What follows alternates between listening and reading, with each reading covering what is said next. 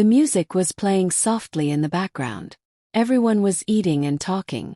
But then the room got really quiet. Not the good kind of quiet when people are happy. This was the scary kind of quiet. Like when something bad is about to happen.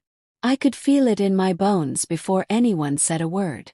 My hands got tight around my spoon. Something inside me knew that someone was about to say something mean to me. Then I felt fingers on my shoulder. Light fingers.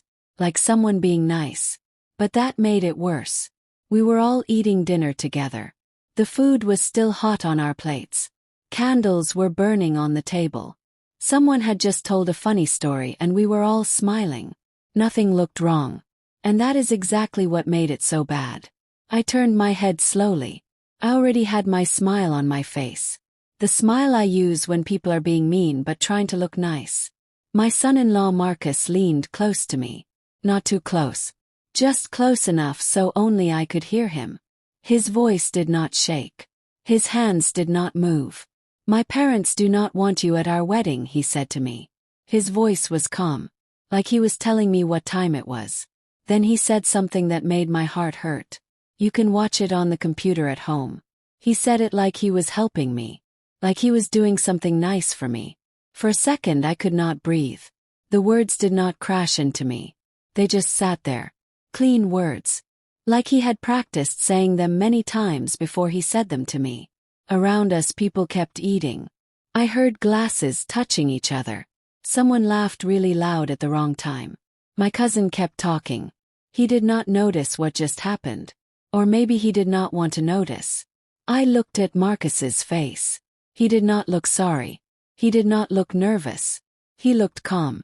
Like this was already decided and I just needed to accept it. Across from me. His mother's lips pressed together in a tight line. She was trying to look polite. His father did not even look at me. He just kept cutting his food. His hands were steady. Like this was not news to him. That is when I knew. This was not just Marcus talking. This was something they all planned together. I swallowed all the feelings that came up in my chest. Old pain that I did not want to remember. And I nodded one time. Slow and careful. Like he had just told me about the weather. I put my spoon down carefully. The soft sound it made on the plate was louder to me than any scream. Men like him watch how you react. They wait to see if you will beg them to be nice to you. I was not going to do that. The table tried to go back to normal. Conversation started again. The laughing got quieter but it did not stop. Normal tried to come back. And I let it. Because sometimes being strong means staying still while everyone decides if they will stand up for you. I did not look at my daughter right away. I wanted one last second to pretend she had not heard him. One moment where I could believe she would help me without me needing to feel small first. But silence has weight. And I felt hers next to me. The air changed. Marcus sat up straight. He looked happy. He reached for his drink like everything was done. Like my place in the family had just been moved to a computer screen and a password. His comfort filled the space between us. Heavy and unchallenged. That is when my daughter lifted her eyes. She did not look at him first. She looked at me. Not embarrassed. Not sorry. Not with that look daughters give when they want their mothers to be quiet to keep peace. This look was different. Like someone seeing that a line had been crossed that could not be laughed away later. I kept my smile on my face. Even though it hurt. Because I have lived long enough to know that sometimes being strong is the only weapon you can hold without anyone seeing it in your hand. My name is Margaret Hayes. I have sat through people being mean to me and calling it family decisions more times than I want to remember. But nothing gets you ready for the moment someone tries to erase you in front of your own child. If you are watching this right now and you have ever had to smile through something that hurt you just to keep everyone happy, tell me where you are watching from. Your city or your country. So I know how many women understand what that silence costs. Sophia's napkin slid from her lap to the table. Slow and careful. Like she was putting down something she would not pick back up. Marcus did not notice. His mother did. Her eyes moved toward Sophia's hands. Her jaw getting tight just enough to show me she saw it. Conversation got quieter. Chairs moved. The room leaned toward us without meaning to. Then Sophia pushed her chair back. The sound was not loud, but it was final. Every head turned. And then my daughter stood up. Sophia did not throw anything. She did not yell. She did not point her finger like she was trying to win a fight. She just stood there, back straight, chin lifted a little. Like the air itself had changed and now it belonged to her. For one breath nobody moved. Even the smallest sounds. The hum of the refrigerator. The soft sound of a spoon against a cup. They felt too loud inside that silence. Marcus stayed relaxed, almost lazy. Like he was waiting for her to sit back down and turn the moment into a joke. The way people do when they want peace more than truth. His parents' faces held that tight politeness I have learned to read over the years. Mouths shaped into smiles that never reach the eyes. Eyes that look at you like you are a problem they are trying to solve without getting dirty. Sophia's hands stayed open at her sides. And that calm scared me more than anger ever could. Because anger burns out. Calm makes decisions. She looked at Marcus. The way you look at someone you suddenly realize you do not know anymore. And her voice came out steady and low. The kind of voice that does not ask for permission from anyone. Then find yourself a new wife and a new job. The words did not fly. They landed. They sat on the table between us like a paper nobody could tear up. Marcus blinked one time. Like his brain needed a second to understand that she had said it out loud in front of everyone. Then he laughed. It was not a big laugh. It was small, short. Like a man brushing dust from his shirt. He tilted his head and let his eyes move across the table. Like he was checking who was laughing with him. Like he could get the room to treat my daughter's words like a tantrum. Babe, he said softly. Dragging the word out in a tone meant to calm her and control her at the same time. You are upset. Let us not do this right now. Sophia did not answer him. She did not explain herself. She did not tell him why she was loyal to me. Her mother.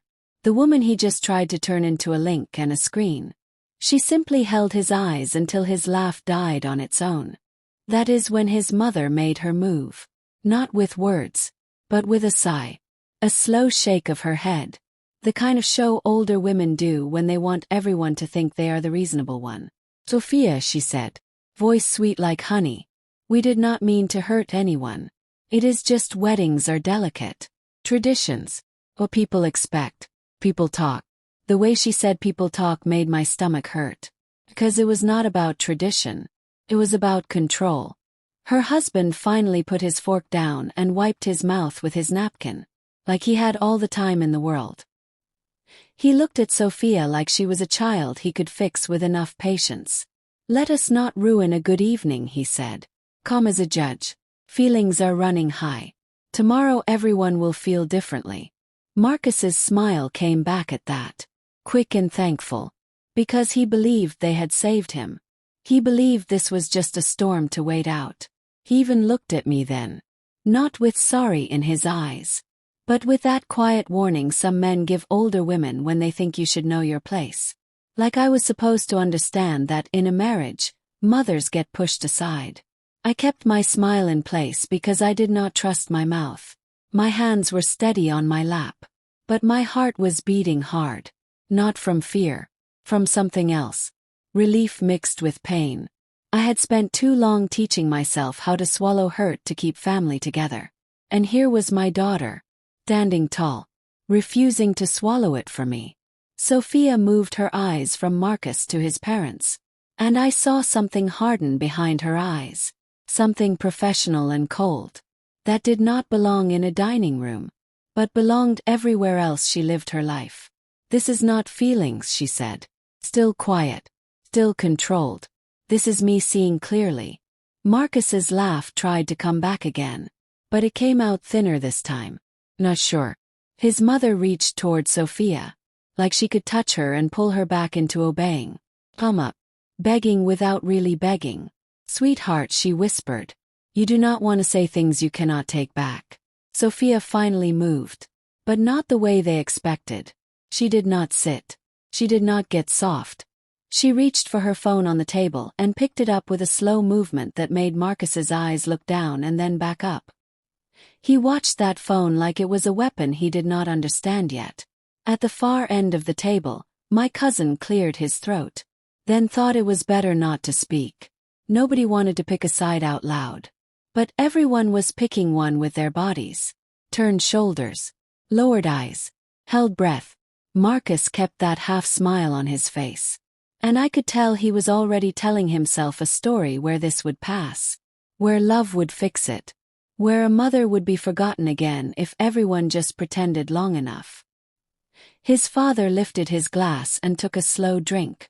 Like to show that the grown-up thing to do was move on. Marcus followed and picked up his own glass, tapping it lightly against the table. Like restarting the evening. He thought the night ended there. The sorry did not come with a knock on my bedroom door. And it did not come with tears or shaking hands. It came the way Marcus did everything when he wanted control. Clean, careful. Said at the exact time it could do the most work. The next morning, sunlight was coming through the kitchen window. Like nothing had happened. Like last night had not cut a new line down the middle of our family table. I was washing a cup when my phone made a sound. One soft buzz against my hand. And Sophia's voice came from the hallway behind me. He sent a message. He said. Not angry. Not relieved. Just flat. Like she had been waiting for it. I did not turn around right away. Kept washing the cup. Watching the water run clear. Because I have learned that when something hurts, your hands look for simple jobs to keep you standing. Sophia walked in and put her phone on the counter between us. Screen facing up. Marcus's words sat there in a neat paragraph. Good morning, it started. Polite as a work email. I want to say sorry for how things sounded last night. My parents were trying to keep the wedding nice and I should have said it differently. I never meant to be mean to your mother. I hope we can move forward calmly. I read it 2 times. The first time my chest got tight. The second time I felt the cold underneath it. He did not say he was wrong. He said it sounded wrong. He did not say sorry for the choice. He said sorry for how he said it.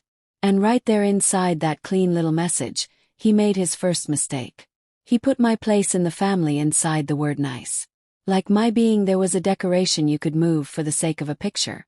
Sophia did not talk while I read. She leaned back against the counter, arms folded, eyes on my face.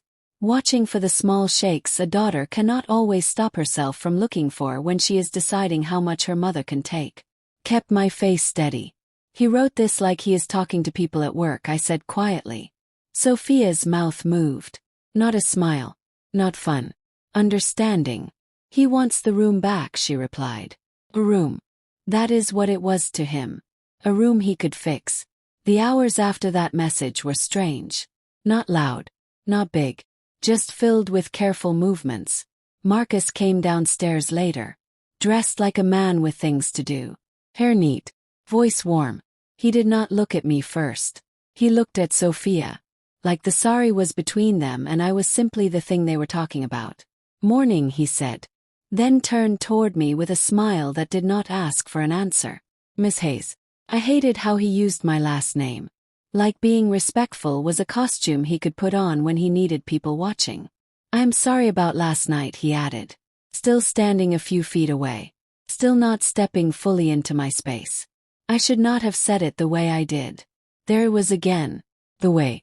Sophia held him in silence for a moment, letting his words hang until he moved his weight and his smile got tighter. You should not have said it at all, she said. Her voice was not sharp. It was controlled. Marcus's eyes flashed for the smallest second. Something small and annoyed. Before he smoothed it out. I hear you, he said quickly. I am trying to make it right. Then he turned to his phone, tapped the screen, and put it on speaker. Like he was showing proof. His mother's voice filled the kitchen. Sweet and bright. Margaret, good morning, honey, she said. Like we were close. Like she had ever called me honey before. I have been thinking about last night. We were so busy. Wedding stress. We love Sophia and we want peace in this family. Please do not take it the wrong way. Her husband came on the line too. Steady and calm. Let us all move forward, he said. We are family now. No need to let one moment hurt us. Sophia's eyes stayed on Marcus while his parents spoke. I could see her mind working.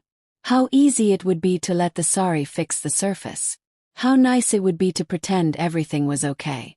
Marcus watched her like a man watching a door slowly open. We still have a lot to do, his mother went on, slipping into talking about planning with practiced ease. The place needs final numbers. The seating chart. The dinner before the wedding. Let us not slow anything down. That was how they did it. Rap being mean in a bow of tasks. Bury last night under jobs so nobody had time to feel the hurt. Sophia did not say yes. She did not say no. She just listened, face blank. And when the call ended, she picked up her phone and put it in her pocket. Like she was filing the moment away. Marcus let out a breath. Quiet relief that made my stomach twist. Because he believed he had fixed it. He believed the sorry had earned him a fresh start. Later that afternoon, Sophia moved through the house with a strange calm. She answered a call about flowers. She nodded at a comment about guest lists. She did not fight. She did not cry. She did not bring up last night. From the outside it looked like we were back on track. Like the storm had passed and the family had picked peace. But I had raised my daughter long enough to know the difference between peace and waiting. I watched her put a stack of wedding papers on the dining room table. Perfectly straight. And something in my chest turned heavy. Her face was too still. Her movements were too careful. Marcus stayed nearby. Happy. Already acting like the house had forgiven him. That calm did not feel real. The strangest part of watching a man grow too comfortable in your home is that it almost never starts with being mean. It starts with comfort dressed up as being thankful. And by the time you notice the change, everyone around you has already gotten used to the new shape of him. Sophia did not bring Marcus into our lives like a stranger she met yesterday. She brought him in like a book she had been waiting to read again since she was a girl. And I could tell from the first time she said his name in my kitchen that she had already forgiven him for the years that passed without him. They had loved each other in high school. The kind of love young people promise is forever. Because they have never had anything taken from them yet. And then my husband died. And my world fell apart. And we left the country. Because hurt makes you run even when you do not have a map. Sophia kept talking to people for a while. But life pulls at young women like a tide. And time is mean about turning distance into silence. Years went by. Then 2 years ago Marcus showed up again. Like a sentence that had not finished. Calling Sophia and telling her he was in town. Looking for work. Talking about how life had made him humble. How he had missed her. How he had never stopped thinking about the girl who used to sit across from him and dream out loud. Sophia told me about it with a happiness I had not seen in her in a long time. And as her mother, I wanted to be careful. But as a woman who has watched loss change a child's heart, I understood why she wanted something familiar to hold. She did not just meet him for coffee. She opened doors. She gave him a job in the company her father built and left to her. Because that company was not just money. It was what her father left behind. It was proof that my husband's hands had mattered on this earth. And Sophia carried it like a crown and a weight at the same time. Marcus came in humble at first. I am thankful, he kept saying. His soft, shoulders slightly round. Like a man who knew he was being given more than he earned. He started by staying in the guest house. And I will not lie. I liked the way he spoke to me in those early days. He would ask if I needed anything from the store. He would call me ma'am. He would stand when I walked into a room. He did not act like a man who was planning to erase me. He acted like a man who knew older people mattered. Sophia was happy. And happiness makes you miss small things. Then the small things started. Marcus stopped asking before using the driveway. Like it was his. He started leaving his shoes by the front door. Like a person who lives there. Not a guest. He would talk over Sophia sometimes when she was telling a story. Finishing her sentences with that easy confidence that looks like love. Until you see the woman go quiet afterward. When someone from the company called, He would answer in a voice that sounded like he was part of the choice, not the talk, saying things like, "We will handle it," or "It is already being worked on." Like my daughter's power was something he could borrow when it helped him. I noticed how he started to move through the house with less care. How he would open cupboards without closing them softly. How he would sit on the couch and stretch out, like the space was made for his body. The day he started leaving his jacket on the chair in the dining room like it was his personal office, I felt something tighten in my chest. Not because of the jacket, but because of what it meant. He was settling into a job nobody had given him. Sophia did not see it at first. Or maybe she saw it and called it love. Because when you have waited a long time for a person to come back, you do not want to believe the return comes with a cost. Marcus's parents started visiting more often as wedding talk grew. And their visits had a different feeling. Quiet, looking around, like they were walking through something they wanted to own. His mother would look at the walls and ask questions that sounded innocent but were not. How long we had lived here. What the neighborhood was like. What the plans were for after the wedding. Where Sophia planned to live as a couple. His father talked to Marcus about the company with a pride that did not belong to him. Praising Sophia's success while praising Marcus's future. Like her work was simply a ladder he could climb. The more those visits happened, the more Marcus's body language changed. His being thankful became expecting things. His being polite became performing.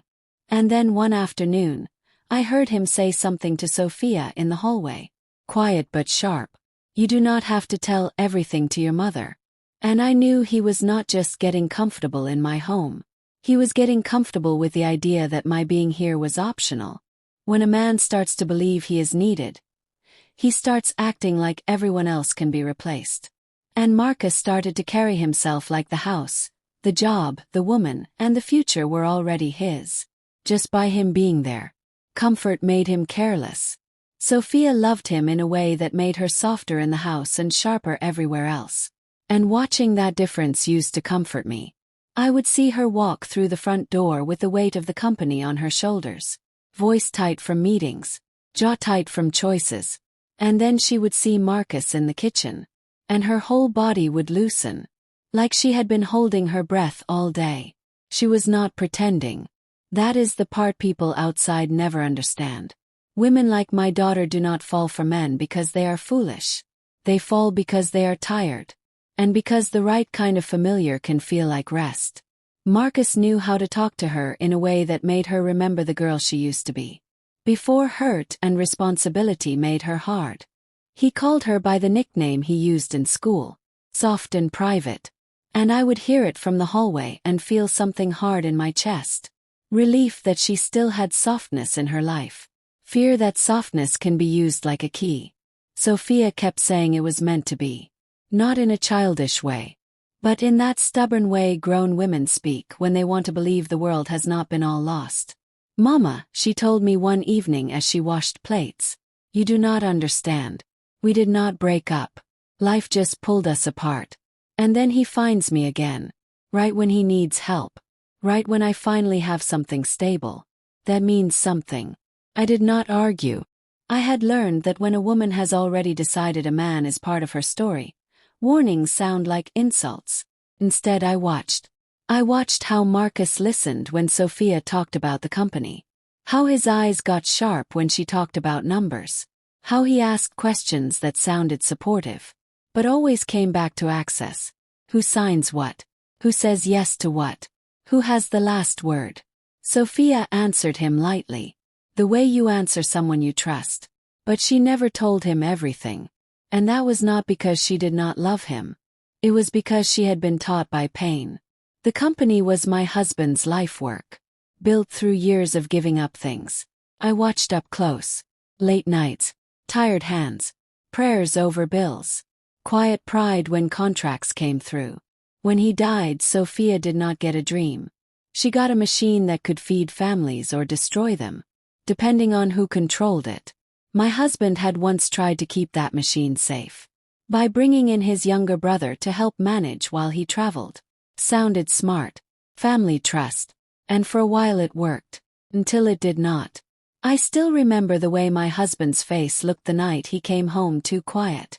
The way he sat at the edge of our bed and stared at his hands, like he did not know what he had built anymore. He did not give me every detail, but I heard enough in pieces. Accounts almost moved. Choices made without him. Papers pushed across desks like normal business. And all of it wrapped in the same lie. This is family. This is for your good. The only thing that saved the company then was that my husband had kept certain papers in place. Guards that needed more than one set of hands. More than one name.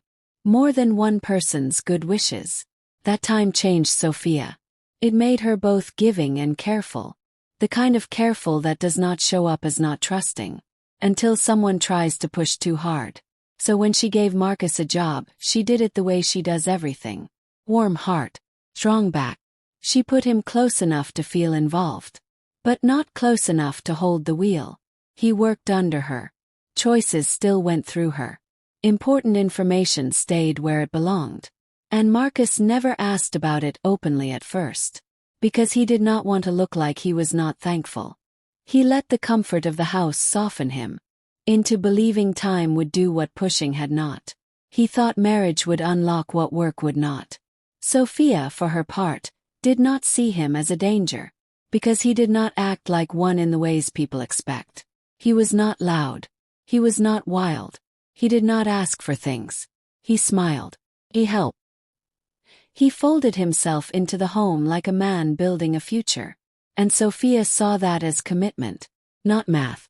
Still there were moments, sharp moments, that made me know she was not as blind as her love made her look. I would see her stop before answering certain questions. I would watch her change the topic with a laugh. I would catch her eyes on Marcus when he talked too big to company workers. And the look she gave him was not romantic. It was checking. She did not act on those moments. Because she did not want to make a problem where there was not one.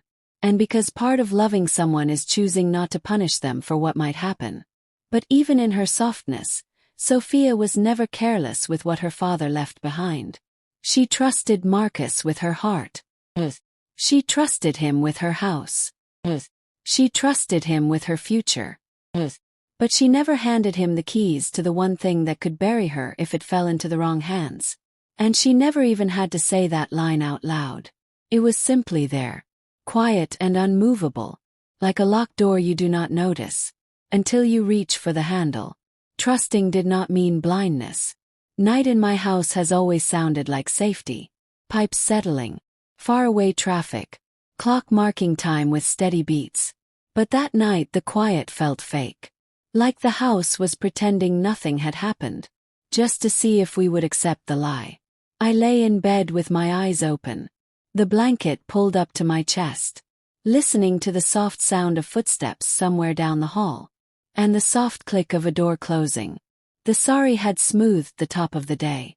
And the wedding papers had come back to the table. Like a peace gift. But my body did not believe any of it. My smile from the dinner still sat on my face in my memory. Like a bruise you cannot see until the light hits it right. I kept seeing again the way Marcus leaned in. The way his words came out clean and sure. The way he said my not being there. Like a choice already made. That was what would not leave me alone. How certain he had been. Not just in what he said. But in thinking that he had the right to say it. Somewhere close to midnight I heard Sophia move. Not the walking of someone falling apart. Not the sound of someone crying into a pillow. It was on-purpose footsteps. That sounded like a plan. A drawer opened and shut. The softest sound of paper. Then silence again. I stayed still. Because mothers know when to walk in. And when to wait. A few minutes later my door opened without a knock. Sophia did not turn the light on. She stood in the doorway with only the hallway light behind her. And for the first time since that dinner, I saw the full shape of what she was carrying. Her face was not angry anymore. It was set, calm on the outside, but tied around the eyes in a way that told me her heart had already gone somewhere colder than pain. She stepped inside and closed the door gently, then came to the foot of the bed, like she was walking into a meeting. Not to her mother. "Mama," she said softly. I sat up a little, holding myself with one arm. I am awake, I told her. And my voice surprised me by sounding normal. Sophia nodded once, then held her phone in her hand, without looking down at it. Like she did not trust what it might pull her into if she let herself look too long. I keep thinking about his face, she said. Not the words he spoke. His face. He was not nervous. He was not embarrassed. He was not trying to make it softer. I did not answer right away. I watched her hands instead. The way her fingers kept pressing lightly against the edge of her phone. Like she needed something solid to hold. Some men practice being mean, I said quietly. They do not say it unless they believe it is safe. Sophia's throat moved as she swallowed. That is what I cannot get past, she said quietly. He did not try it. He said it. She turned slightly, eyes going to the dark window. Like the night outside could give a reason that made it make sense. And his parents, her mouth got tight. They did not look surprised. My chest hurt. Not because I did not know what kind of world we lived in, but because I could feel the way Sophia was being made to see her own love through a new lens. She took a breath, and finally looked down at her phone. The screen lit her face for a second, then went dark again when she locked it. I let him in, she said, voice low. I brought him here. Gave him a job. I let him live under your roof. The shame in her words cut me sharper than the insult ever could. 'Cause I knew my daughter. She was not ashamed because she had been wrong about a man. She was ashamed because she put me in a place to be tested. I reached toward her without thinking, and put my hand lightly on her wrist. You did not invite being mean, I told her. You invited love. Sophia did not pull away. But she did not get soft either. I need to understand something, she said. And her voice changed right there. Less daughter. More boss. More woman taught by history. Because if it was just a rude moment, a sorry would fix it. She lifted her eyes to mine. Steady. Not blinking. But that was not a rude moment. That was comfort. I felt the air move between us. Like the house itself leaned in to listen. Sophia's jaw set. And I could see her mind moving. The way it does when she is closing a deal. Or reading a contract. Quick. Zack. Not forgiving. The pain in her eyes did not go away. Just moved behind something stronger. Tell me the truth, she said softly. Like speaking too loud would crack whatever she was building inside herself. When a man feels that comfortable. When he thinks he can decide where my mother belongs. What does he think he has? I did not answer. Because the answer was not in my mouth anymore. It was in her body language. In the stillness of her shoulders. In the way she had stopped asking how to fix the feeling, and started asking what the feeling meant. Sophia's voice barely went above a whisper, but it landed heavy in the dark room. Why did he feel that comfortable? The answer was not emotional. It was work. By the end of that week, the house had a new kind of quiet. The kind that comes when everyone is moving carefully around a choice that has already been made. Marcus still walked through the hallway like a man who expected time to soften Sophia. Like a man who believed sorries were money. And waiting would buy him his place back. He kept his voice gentle. His hands busy. His smile ready. He asked if he could pick up dinner. He asked if I wanted tea. He talked to Sophia like nothing serious had happened. Calling her baby in that easy tone men use when they want to attach a woman back to the version of herself that forgives. But Sophia did not answer him the same way anymore. She did not argue. She did not explain.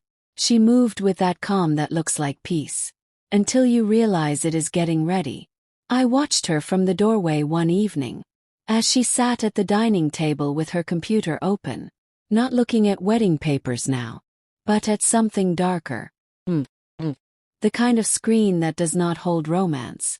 Marcus stayed behind her. With his arms loosely crossed. Pretending to care. Pretending to support. And every few minutes he would lean in and say, "Everything okay?" Like he was checking the temperature of the room. Sophia would nod without looking up. That nod was not comfort. It was distance. 2 days later, she left the house early in the morning. Wearing her business face. Hair pulled back. Small earrings. no softness around the mouth. Marcus was still in the kitchen when she walked out. And he called after her, "We are still good, right?" Sophia stopped at the door. Just long enough for him to feel seen. Then said, "We will talk." And walked out. The way she said it made my stomach tighten. 'Cause "we will talk" can mean 100 things. But when it is said without warmth, it usually means one. That afternoon, Sophia came home with the kind of stillness that follows paperwork. Not anger. Not tears. Just the quiet weight of something done. Marcus was on the couch, scrolling through his phone. Relaxed like a man who thought the day belonged to him. He looked up when she came in. "Hey," he said, smiling too quickly. Sophia did not sit. She did not take off her coat. She stood a few feet away. And spoke in the same calm voice she used the night in my bedroom. "Your job is ending," she said. Marcus's smile stayed on his face for a second too long. Then broke. "What?" He laughed lightly, trying to make it sound like a mistake. "Babe, come on. You are still mad about—" Sophia lifted one hand. "Not big. Just enough to stop him." "It is not anger," she said. "It is a choice." Marcus's eyes moved toward me. Then back to Nain. "You cannot just do that," he said. And the first real edge came into his voice. His mother's tone flashed in him for a moment. Angry politeness. "This is not personal," Sophia said again. "It is clean." Marcus sat up straighter. "You are firing me," he said. The word sharper now. Like he wanted it to hurt her. Sophia did not move. "Your access ends today," she said. "Your accounts will be closed. Your files will be locked. You will get the paperwork." Marcus stared at her. Like he was seeing her for the first time. And maybe he was. Because the Sophia standing in front of him was not the girl who believed in fate. This Sophia looked like my husband when he used to walk into a room and take back what belonged to him. Marcus stood up too fast. A burst of movement in the living room that made the air feel tight. "This is crazy," he said. Voice rising despite himself. "You are doing this because of your mother." I felt my back get stiff. But I did not speak. Sophia's eyes sharpened. "Do not put this on her," she said quietly. "This is about you." Marcus's jaw worked, like he wanted to say more. Then he stopped, catching himself. Remembering the people watching. He breathed out hard, forcing a smile back on his face. Like a mask. "Okay," he said. "Too come. Too quick. Fine. We will cool off. You will be sorry for this. But okay." And that is when I understood something. He was not scared of losing the job yet. He was offended. Losing it did not feel real to him. Felt like a threat that would pass. The next day, Sophia did not spend time arguing with him about the relationship. She did not sit him down for closure. She did what leaders do when trust breaks. She shut doors. I heard her on the phone in her office. Voice low and controlled. Talking to someone at the company. "Take away his access," she said. "All of it." Today. Another pause. "Save his emails. I want everything kept." She did not sound mean. She sounded careful. Later, she came into the kitchen with her computer under her arm. And a folder in her hand. She did not tell me everything. But I saw her eyes. Focused. Worried. Working. "When someone leaves suddenly," she said to me. Almost like she was teaching. "You do not just lock the door. You look back through it." Marcus was still in the house. Still moving like he belonged. Still acting like this was a rough patch. And not a removal. That comfort made my skin crawl. Because in my life, people only act that sure when they believe they have something to fall back on. That evening, Sophia sat alone at the dining table again. The same place where wedding papers used to sit. And the light from her screen washed her face pale. She read quietly for a long time, barely blinking. Then she pressed her lips together. And breathed out through her nose. One controlled breath. That told me she had seen something she did not like. "Mama," she said without looking up. Voice tight. I stepped closer. "What is it?" I asked softly. Sophia's eyes stayed on the screen. "It is not against the law," she said. Her fingers stayed over the keyboard. Like they did not want to touch what they had found. "But it is not innocent." What they found was not against the law. But it was not innocent. Sophia did not call me into her office with drama. She did not run into my room with her hands shaking and her voice breaking. She did it the way she did everything. Once her heart hardened into focus. Quiet. Zach. Almost gentle. Like she was trying not to hurt me with information that would hurt her first. I was wiping down the counter when she came to the kitchen doorway. Computer under one arm. A stack of printed pages in her other hand. Her face was calm. But her eyes had that sharp shine they get when she is trying to hold two truths at once. I loved him. And he was not who I thought. Mama, she said softly. I need you to see something. I dried my hands slowly. And followed her into her office. The room smelled like paper and perfume. And something clean like work. The curtains were half closed. And the light fell in thin lines across the desk. Sophia sat down. But did not lean back. She stayed forward. Elbows close. Like a woman getting ready. She turned her screen toward me. And slid the printed pages across the desk without saying anything. I looked down. And saw my daughter's company name at the top of an email thread. Bold and official. Then I saw Marcus's name. Not as Marcus. Not as Sophia's boyfriend. But as a sender. Moving through talks like he owned the right to be there. The first thing that hit me was not a single sentence. It was a pattern. The way he wrote. The way he spoke through text. He did not sound like a worker. He did not even sound like a trusted partner. He sounded like a man already wearing a title he had not earned. We will move forward as discussed, one email said. Sent to a person I did not know. I want the change terms in writing by Friday. So we can finish after the wedding. After the wedding. My throat got tight. I looked up at Sophia. But she did not look away. She held my eyes. Like she was saying, do not make me carry this alone. I looked back down. Another email. Newer. This one with a short title. Next steps. Marcus had written, as we move into the next part, I will be putting decisions through one place. To avoid delays, please get approvals through me. So we can move faster. Through me. The pride of it sat in my stomach like cold food. He had not asked Sophia if that was okay. He had not said Sophia and I. He had not said I will check with her. He had simply written himself into the center of it all. Like the company my husband built. And my daughter kept safe. Was a table he could pull his chair up to and claim.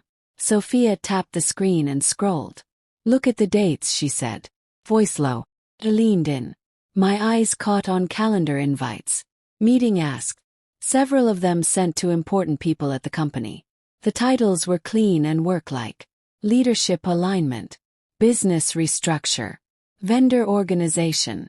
And there in the details were dates. Set just weeks after the wedding. Times blocked off.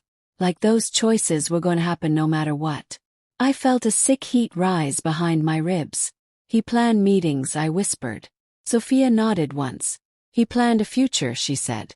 And the way she said it sounded like betrayal. I turned another page. A draft paper. Not signed. Not official. But written with enough confidence to be dangerous.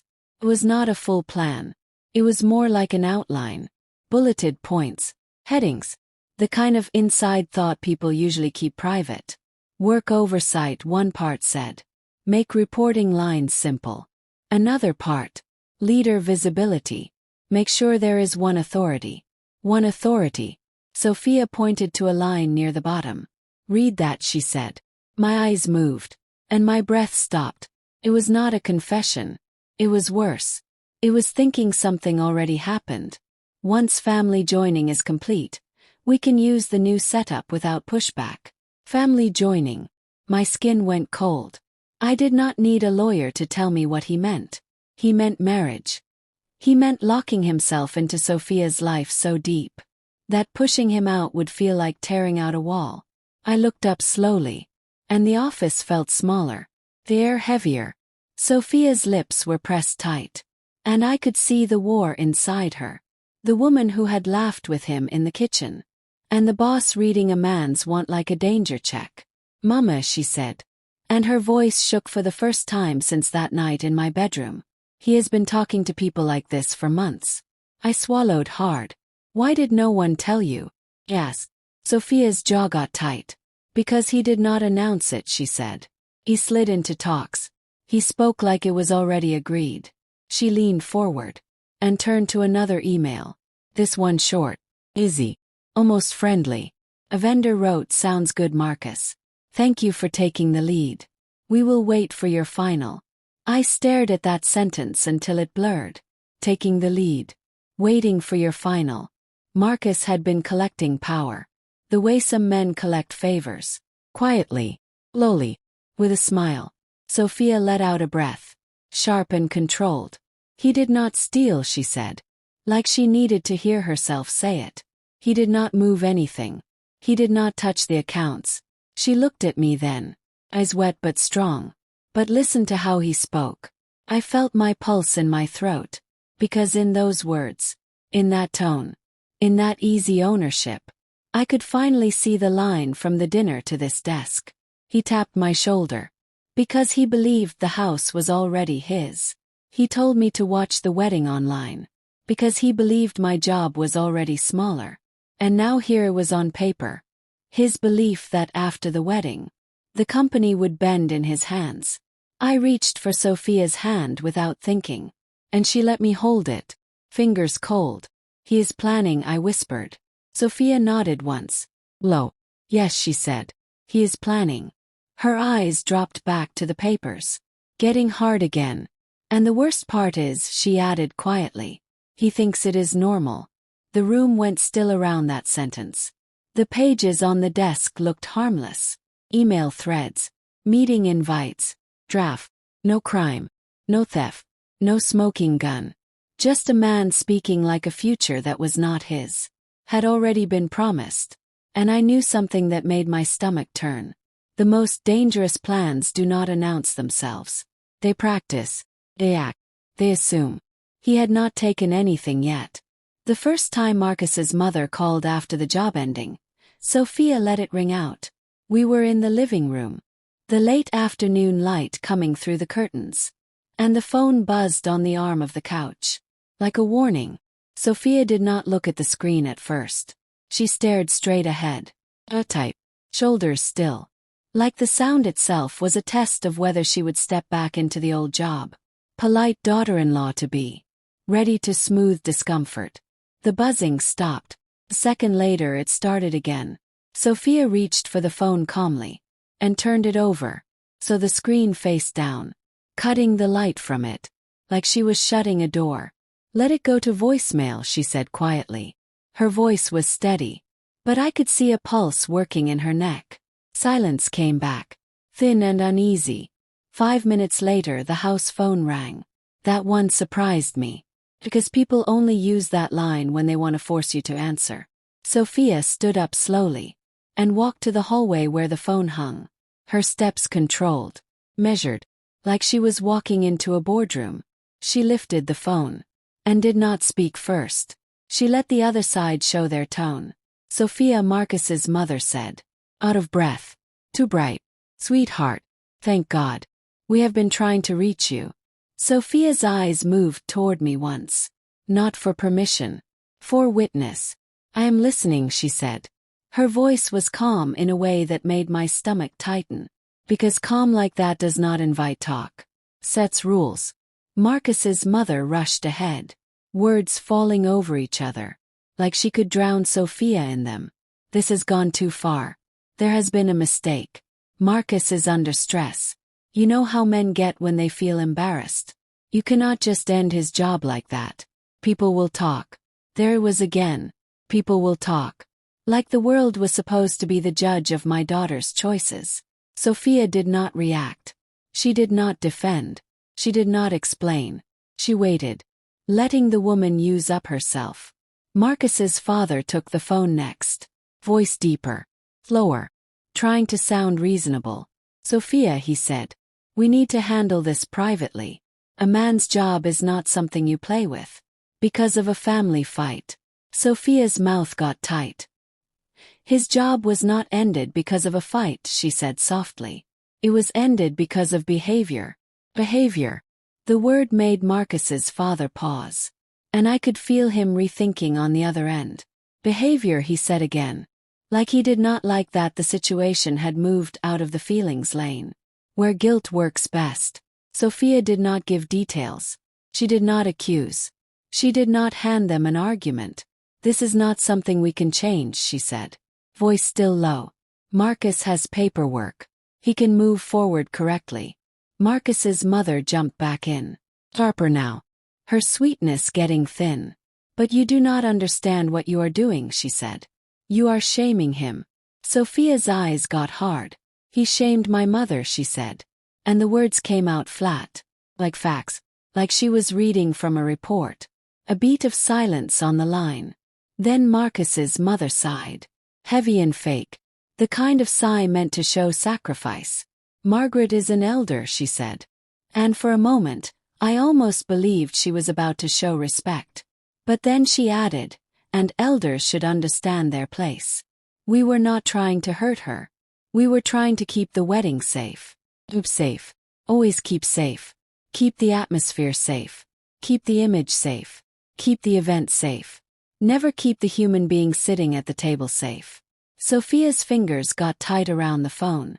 My mother's place is not up for talk, she said quietly. Marcus's father's voice came back. Firmer. Now. You are making an emotional choice, he said. This is not how business is done. Once you are married, you will be sorry for treating your husband like a worker. Sophia did not blink. The way her body stayed still told me that sentence had hit something. Not because it hurt, but because it showed. She leaned her head slightly, like she was listening to a sound only she could hear. Say that again, she said softly. Marcus's father paused. Annoyed. I said you will be sorry. No, Sophia stopped him. Voice still calm, but sharper now. The part before that. Another pause. Marcus's mother rushed in. Impatient. Sophia, do not do this, she snapped. You know what we mean. After the wedding, everything was supposed to change. The words fell into the hallway like a dropped plate. Dark. Clear. Impossible to pretend you did not hear. Sophia's face did not twist. She did not gasp. Her eyes just got a little smaller. And in that smaller look, I saw the final piece slide into place. Everything, she said again quietly. Like tasting it. Her voice stayed polite. But the air around her felt colder. Marcus's mother, seeing she had said too much, tried to take it back fast. Not like that, she said quickly. I just mean family ways. You know. Once you are married, a man needs stability. Sophia closed her eyes for a short second, then opened them again, and I understood in my bones that she had crossed a line inside herself. She did not argue. She did not raise her voice. She did not say, how dare you. She simply ended it. The way she ends meetings that waste her time. Thank you for making that clear, she said softly. This talk is over. She put the phone back on the hook. With a gentle click. That sounded louder than a slam in the quiet hallway. For a moment she stood there, with her hand still near the phone, breathing slow, face blank. Then she turned toward me. And the look in her eyes made my stomach drop. Not because she was scared, but because she was sure. Mama, she said, voice low, controlled. They were not talking about a wedding. They were talking about a takeover. I felt the room tilt. Not from shock, but from seeing it. Because suddenly the tap on my shoulder, the watch it online, the practice being mean, the emails, the schedules, it all lined up into one clean ugly truth. Sophia's mouth got tight into something that was not a smile and was not a frown. It was being sure. That is when we finally understood the dinner. Sophia did not sleep after that call. I could tell by the way the house sounded before sunrise.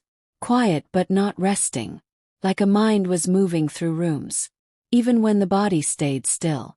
When I stepped into the kitchen early the next morning, she was already there. Not dressed for work yet. Hair pulled back in a loose way. Cup of coffee cooling. Not touched. Beside her computer. The screen was open.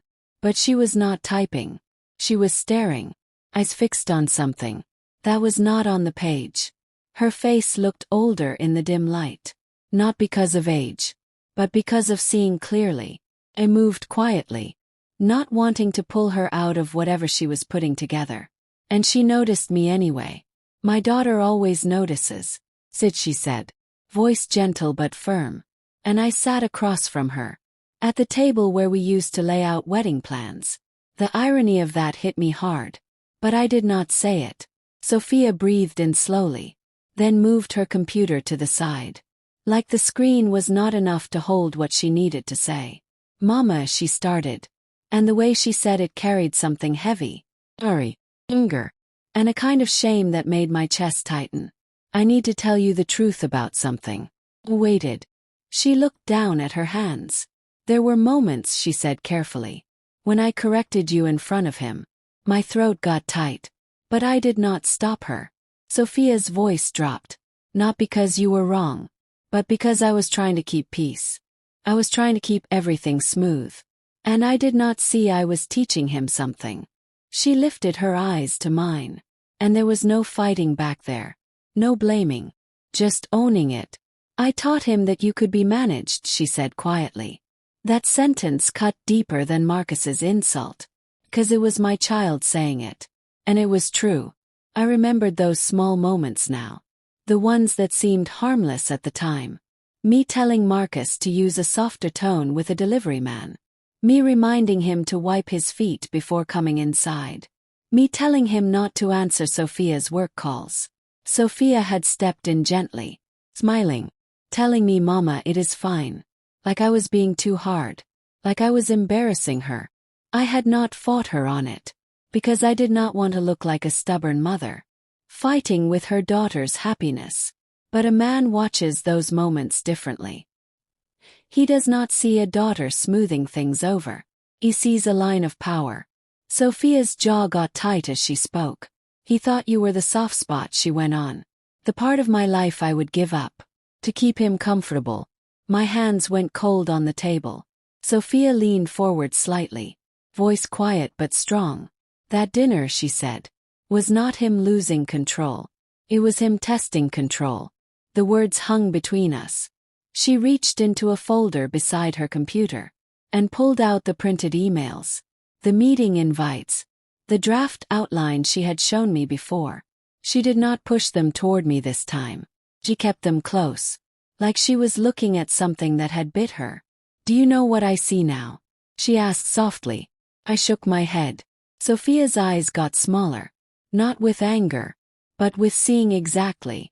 "I see a man who thought marriage would turn my life into something we both owned," she said.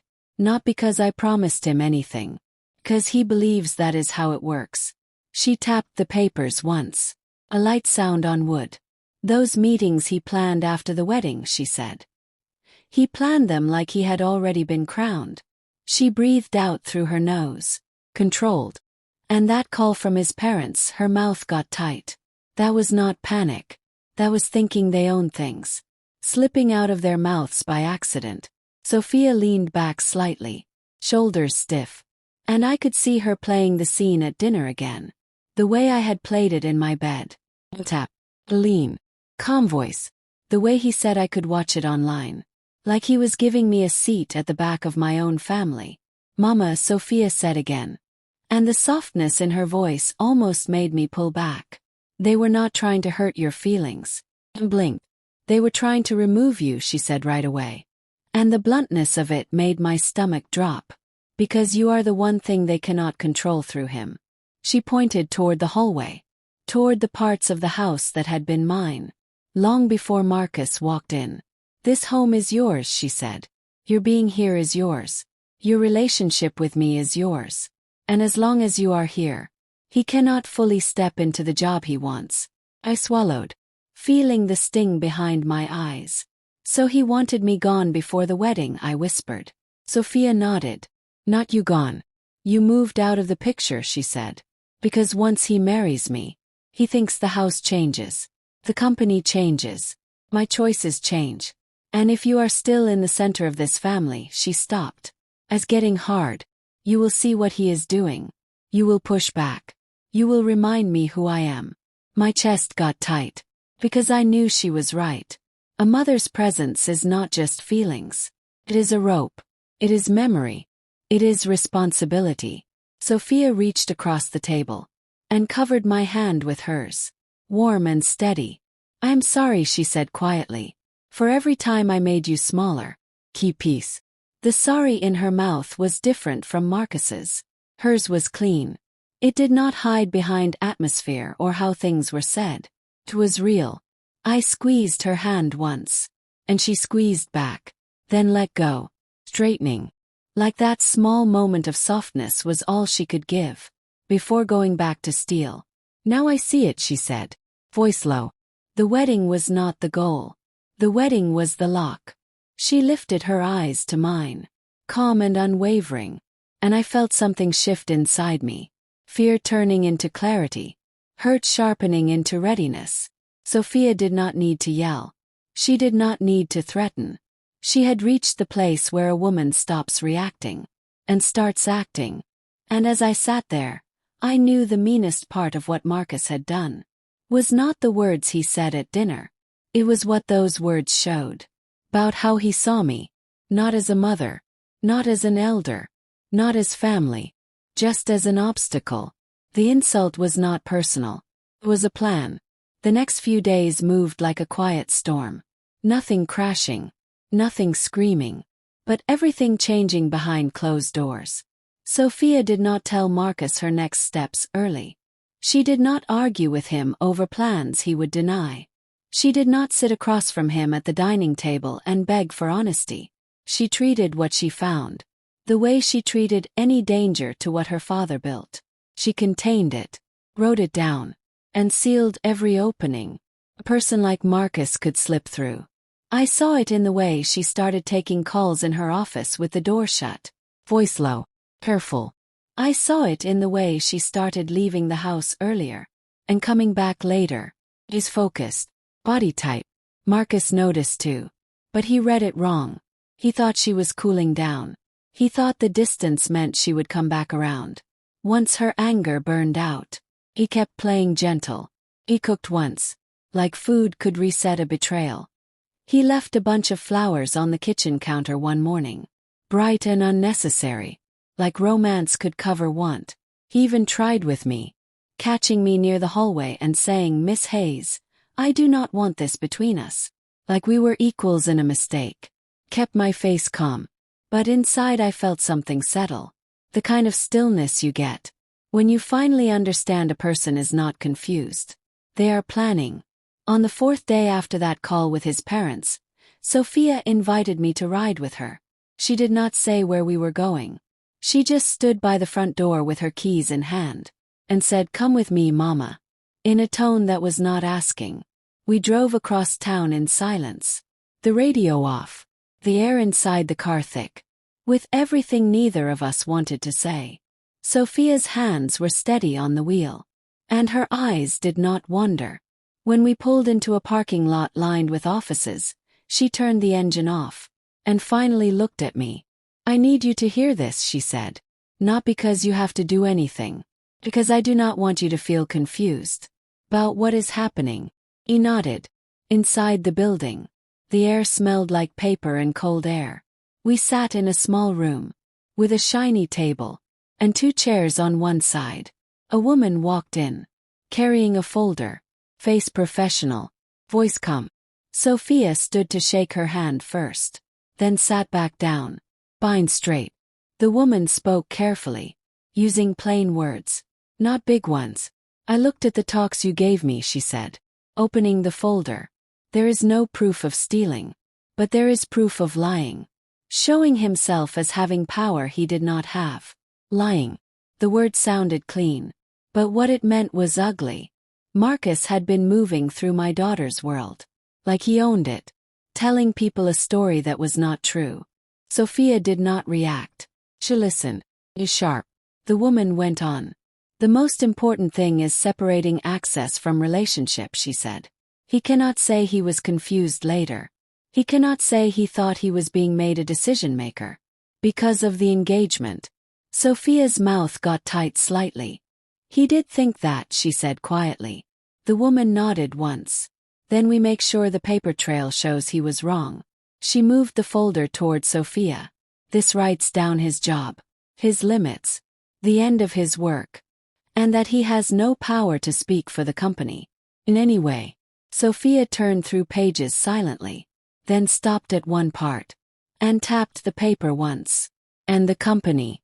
She asked. My father's things. The woman's voice stayed calm. This says he has no interest in owning it.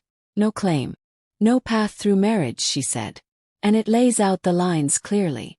Sophia breathed out slowly, like she had been holding that breath since the dinner. I sat there listening, heart beating, because I knew what it meant when lawyers step into a love story. It means the love story is already over. When we left the building, Sophia did not cry. She did not lean on my shoulder. She just walked with purpose, folder in hand, eyes forward, like a woman building a wall, brick by brick. Back at home, Marcus was in the living room, phone in his hand, smiling too easily. Hey, he said, rising halfway, like he was still playing house. Sophia did not greet him. She did not sit. She put the folder on the coffee table between them, and said, "Read." Marcus's smile broke. What is this? He asked, trying to laugh. Sophia's voice was low and flat. It is the line you thought you did not need. Marcus grabbed it off the counter and turned through the pages quickly, eyes moving fast, like he was looking for a sentence he could argue with. The notice was simple. No insults, no threats, just dates and what was expected. Clear end. Marcus's face got tight as he reached the last page, and his voice lowered again, trying a different way. Sophia, he said, softer now. You know I came here because of you. You know I do not have people here. Sophia's eyes did not soften. You came here because you needed stability, she said. And you thought marrying me would give you permanent ground. Marcus's mouth opened, then closed. He looked like a man caught between denying and admitting. He tried again, voice begging now. Please give me a few more weeks, he said. Just until I sort things out. Sophia shook her head once. No, she said simply. She did not explain. She did not debate. She did not offer a middle ground. He could stretch into an opening. Marcus stood there, breathing hard, and I watched the exact moment he saw. The house was not going to bend around him anymore. He looked around the kitchen, the counters, the windows, the family photos on the wall, and something in his face changed, like he was seeing the space for the first time. Not as a prize, but as a place that would be perfectly fine without him. Sophia turned and walked toward her office, without another word, already moving on to the next thing that mattered. Marcus's shoulders dropped slightly. Then he did something small that told me everything. He put the folder down carefully, almost respectfully, like the paper had more power than his ego. He went back upstairs, without another argument. From the bottom of the staircase, I heard drawers opening, hangers moving, the soft thud of a suitcase being pulled from under the bed. No yelling, no cruelty, just the sound of a man being separated from a story he thought he controlled. I stayed at the kitchen counter, chin lifted, breathing steady, refusing to give him the joy of seeing me broken by his exit. Later, as he carried his first bag down the stairs, he did not look at my eyes at all. The pride was gone. The thinking he owned things was gone. All that was left was a quiet, tight urgency, like someone who finally understands. The floor beneath them was never theirs. He finally understood where he stood. The wedding did not end with a scandal.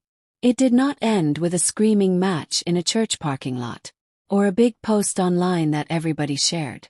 It ended the way Sophia ended things, when she was done, quietly, completely, with no show, for people who did not earn front row seats. At first I thought the silence might feel like relief.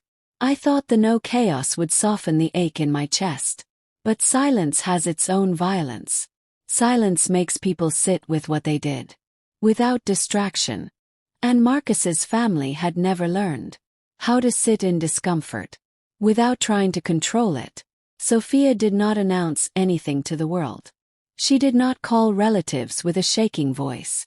She did not gather friends and make herself into a show. She simply stopped planning. The binder that had lived on our dining table went into a drawer. The flower person stopped calling. The caterer's emails went unanswered. And then one by one, small proofs of collapse arrived. Not like explosions, but like doors closing. The first thing I noticed was how the house phone stopped ringing with wedding chatter. The second was how Sophia started taking calls in her office with a calm I had never seen when she was in love. I heard her once, voice gentle but final. "We are going to release the date," she said. Was. I understand the deposit rules. Another pause. Longer. Well, there will not be a reschedule. She hung up and did not sigh. She did not put a hand to her forehead. She just wrote something down on a notepad and moved on. That was when I understood. She was not canceling a wedding. She was closing a book. Marcus's parents did not get a formal "it is off" the way they expected. They got silence. They kept calling Sophia. And Sophia did not pick up. They tried my phone once. And I did not answer either. Not because I wanted revenge, but because I had learned something about people who treat elders like obstacles. If you give them even one sentence, they will twist it until it becomes their permission slip. Sophia was not giving them that. She was letting them feel the empty of their own thinking. A few days later, I saw the first invitation come back. It arrived in our mailbox, in a pale envelope, stamped and returned, like the person sending it had never opened it. Sophia picked it up, without changing her face, and put it on the counter. Then another one came. Then another. Not because people were being cruel, but because silence makes people careful. When a wedding is real, excitement spills over. When it is not, people pull back quietly, avoiding getting involved in whatever private mess they can sense under the surface. Marcus's mother drove over one afternoon, in a fury, dressed as concern. I was in the living room when she came in, without waiting for anyone to welcome her, heels clicking too fast on the floor, like she was marching. She carried her purse under her arm, like a shield, face tight, eyes bright, with shame. She wanted to turn into anger. "Where is she?" she said, the moment she saw me. "Where is Sophia?" I did not stand up from my seat. I did not offer her water. I did not smile. I simply looked at her, until she moved. "She is busy," I said calmly. Marcus's mother's nose got bigger. "Busy," she snapped. "She cannot be too busy to answer her phone. Do you know what people are saying?" There it was again. People. Always people. Her husband stepped in behind her, slower, trying to look important. But his eyes were moving around the room, like he was looking for proof that the life they imagined was still within reach. "We have had to explain things," he said, voice controlled but strained. "There are deposits. There are guests. This is embarrassing." Embarrassing. Not heartbreaking. Not disappointing. Embarrassing. I felt something settle in my chest, like a stone dropping into water. "You were embarrassed when Sophia defended her mother," I said softly. Marcus's mother's lips opened, then pressed together again. "Do not twist this," she said. "We were trying to keep the atmosphere safe." I finished for her, my voice like glass. The words made her pull back, because she knew I had heard them in her tone. From the beginning. Sophia came into the room then. Not rushing, not stiff, just controlled. She did not greet them with warmth or anger. She greeted them with clarity. "Why are you here?" she asked, voice even. Marcus's mother right away made her tone softer, into begging. "Sweetheart," she said, stepping forward. "This has gone too far. We need to save what we can. People are asking questions. The place wants a final answer. If you do not want to marry him right now, fine. But we can delay." Sophia held up one hand, small and steady. "There is nothing to delay," she said. Marcus's father's face got tight. You cannot do this quietly, he snapped. And the mask finally broke. You cannot just make everything disappear. Sophia's eyes stayed flat. I am not making anything disappear, she said. I am letting it end. Marcus's mother's eyes flashed with rage. Do you know how much money we have lost? She asked. Sophia did not blink. Then you should have raised your son to understand lines, she said. That sentence landed like a hit. Without being loud, Marcus's mother stepped backward, like she had not expected Sophia to speak like that. Her husband's jaw got tight. This is mean, he said. Sophia's voice stayed calm. It is consequences, she said. And you will not get a scene from me. To make yourselves feel important. Marcus's mother looked at me then. Sharp. And I saw the want in her to lash out. But there was nothing she could hit. No argument. No tears. No begging. Only quiet. She grabbed her purse tighter. And turned toward the door. Shoulders stiff. With shame she could not hide anymore. Her husband followed. Face set like stone. As they left, Marcus's mother said over her shoulder. You will be sorry for this. Sophia did not answer. She did not even watch them go. She walked back into her office. And closed the door softly. The sound gentle and final. Later that evening, another message came from the place. Saying the date had been released. And the deposit was lost. Sophia read it. Nodded once. And deleted it. No announcement. No explanation. Just the slow, quiet disappearing. Of a wedding that had been treated like a planned meeting. Instead of a promise. And as I sat in my living room, listening to the silence settle back into our walls, I knew why it was breaking Marcus's family. More than any public shaming could. They wanted a fight, so they could call Sophia emotional. They wanted a scene, so they could call me bitter. They wanted noise, so they could hide inside it. Sophia gave them silence instead. And in that silence, the truth had nowhere to go. But into their own throats. Nothing hurts pride like silence. After the noise stopped, I expected emptiness. I expected the house to feel like it had been emptied out. By everything that almost happened. But what surprised me was how quickly the air in our home came back. To something I knew. Steady. Breathable. The guest room doors stayed closed. The hallway stopped holding tension.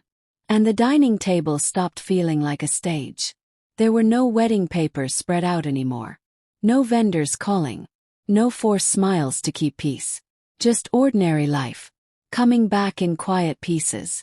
Sophia's heels by the door after work. The kettle whistling in the morning. The sound of her voice on calls. That had nothing to do with romance. And everything to do with leadership. Marcus's being gone did not leave a wound. The way I had feared. Left space. And sometimes space is what you need. To remember who you are. The first week after everything ended, Sophia did not talk much about him. She did not bring him up at the breakfast table. She did not replay scenes. She did not ask me to say her choices were right.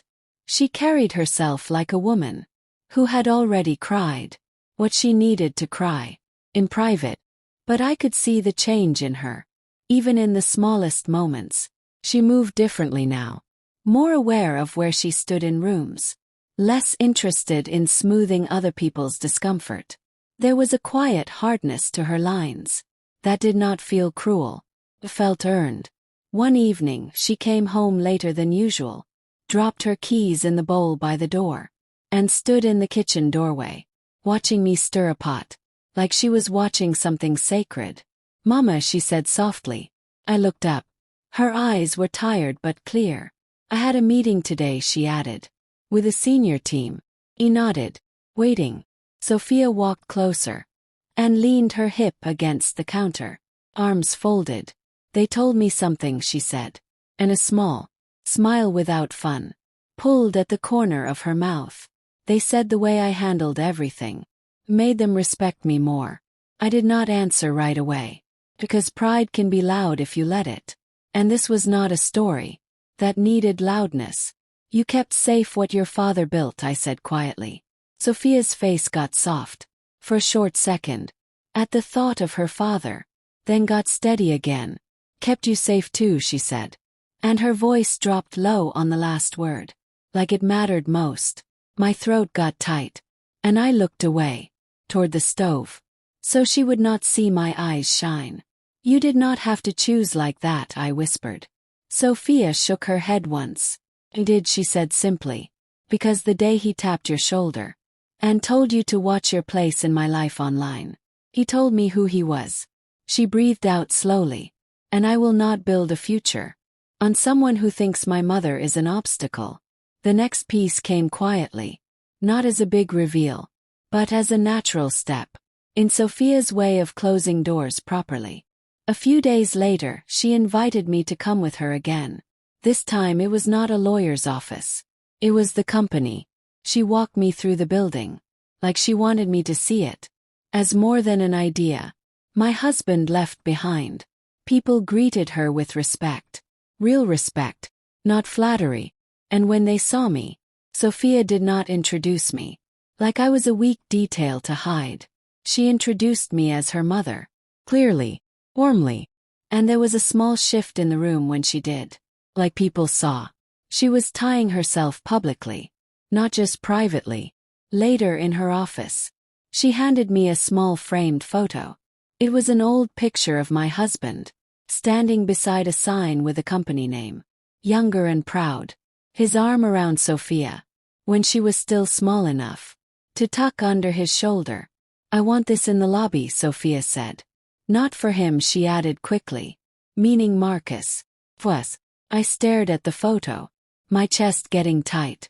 He would be proud, I said. Sophia's eyes moved, and she looked away for a second, like she needed a breath. I did not do it perfectly, she said, voice softer. I let someone get close enough to try. She looked back at me, but I did not let him stay. That was the quiet power of it. Marcus did not get a scene to twist. His parents did not get a show to use as a weapon. The company did not get shaken. No accounts were emptied. No secrets were stolen. The danger was seen early, contained early, and removed with respect, before it could become disaster. And in the weeks that followed, little messages came in. People who had heard something. People who wanted gossip. People who wanted to know what happened. Sophia gave them nothing.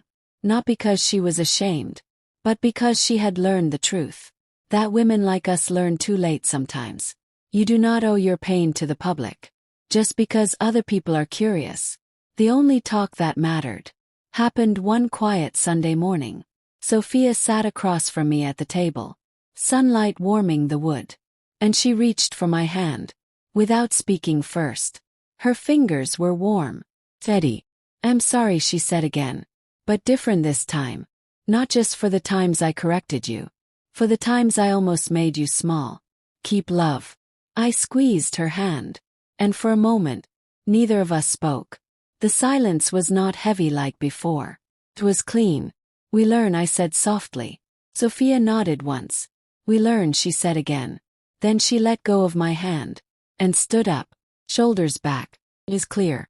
And I watched my daughter walk through our home, like a woman who would never again mix up peace with permission. In the end, what stayed was not a wedding, or a man, or a picture-perfect story. What stayed was respect. What stayed was truth. What stayed was the kind of love that does not ask you to disappear. Keep it. And that is the lesson my mother gave me, long before Marcus ever touched my shoulder. A home that asks for your silence is not a home. It is a place you are surviving in, until you finally remember. You are allowed to stand. This story was written by me and narrated using a female AI voiceover. Thank you all for watching to the very end.